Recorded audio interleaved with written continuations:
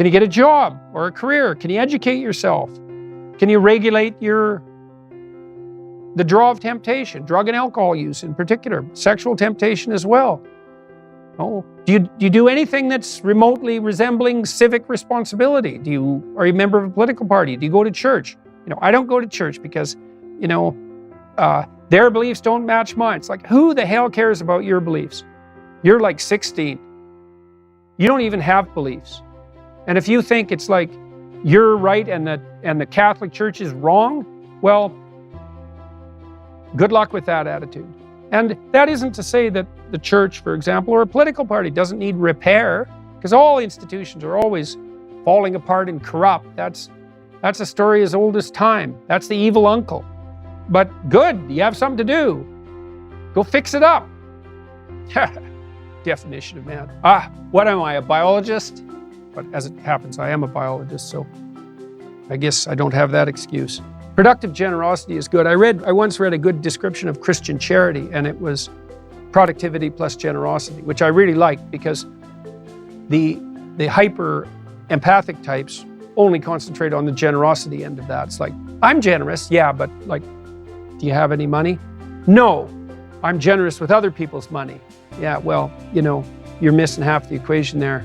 And that's really the distinction between conscientiousness and agreeableness from a personality perspective. Those are two cardinal personality traits. And agreeableness, which is basically an empathy dimension, has no correlation whatsoever with success in enterprise, business, creative domains.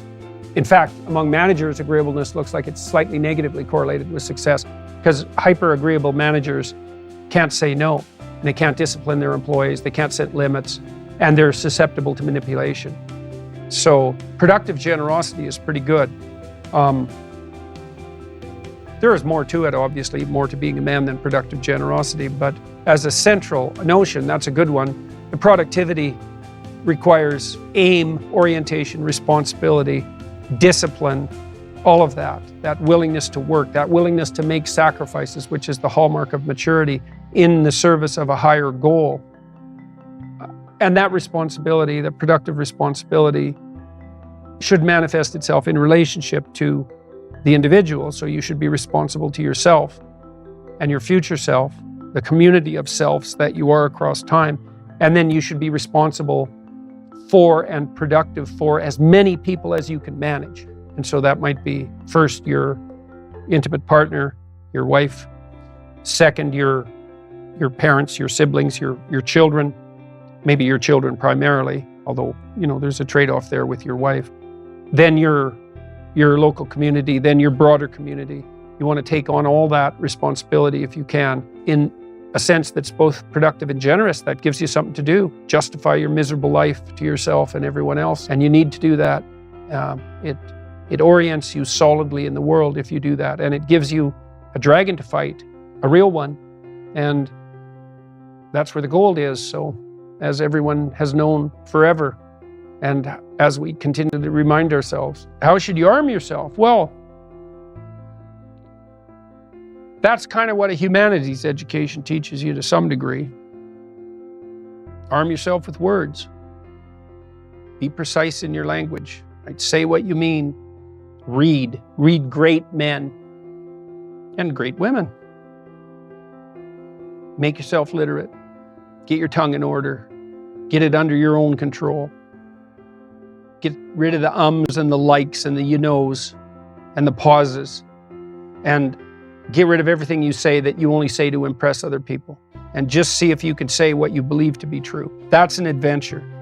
That's the thing about the truth, If you aren't speaking the truth, well, you got to ask yourself, if you're not speaking the truth, who is it that's talking?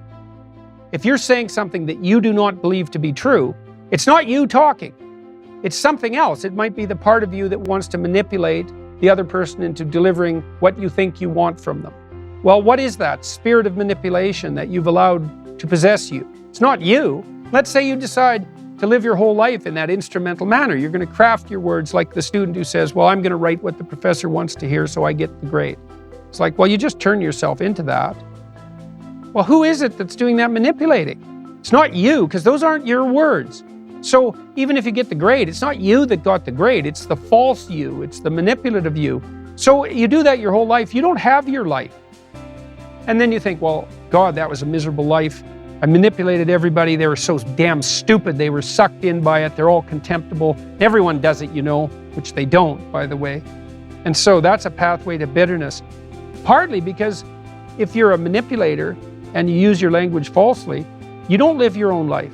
You live the life of whatever possesses you when you think it's you manipulating. And so you live the life of the spirit of manipulation. And there's no difference between that in some fundamental sense and demonic possession. So if that's what you want, go right ahead. But what you miss is the adventure of your own life. You know, because if you say what you think, this is a really important thing to understand. You have no idea what will happen if all you do is say what you think.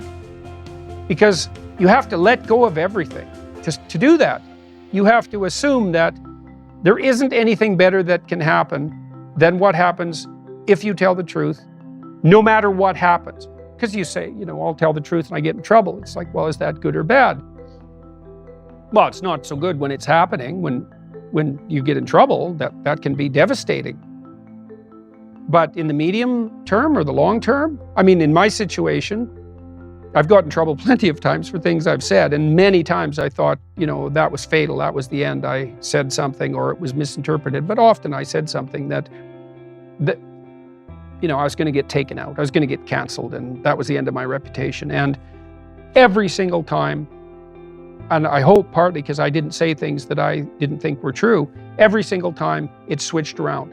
And so eventually, the cancellation attempt not only failed, but massively backfired. But man, living in that gap between when the pressure was on, let's say, and it turned around, that wasn't pleasant. But it's certainly adventurous because you don't know what's going to happen.